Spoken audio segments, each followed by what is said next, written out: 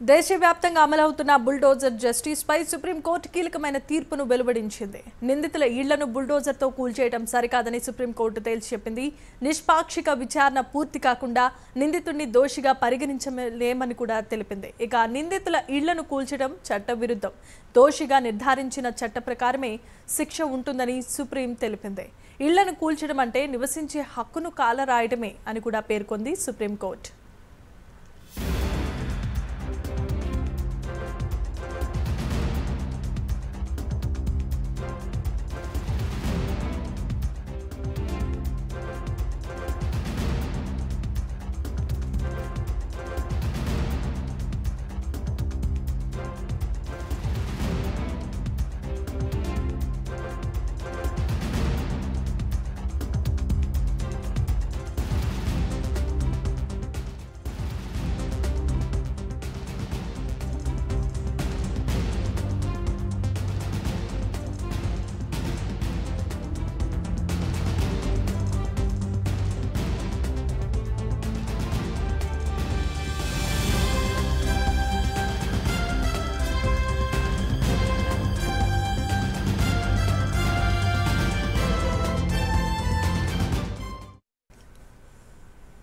దేశవ్యాప్తంగా అమలవుతున్న bulldozer justice పై supreme court కీలకమైన తీర్పును వెలువడించింది. నిందితుల ఇళ్లను బుల్డోజర్తో కూల్చివేయటం సరికాదంటూ సుప్రీంకోర్టు తేల్చి చెప్పింది.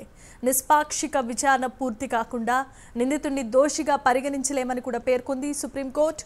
నిందితుల ఇళ్లను కూల్చడం చట్టవిరుద్ధమని, దోషిగా నిర్ధారించిన చట్ట ప్రకారమే శిక్ష ఉంటుందని కూడా సుప్రీం తెలిపింది.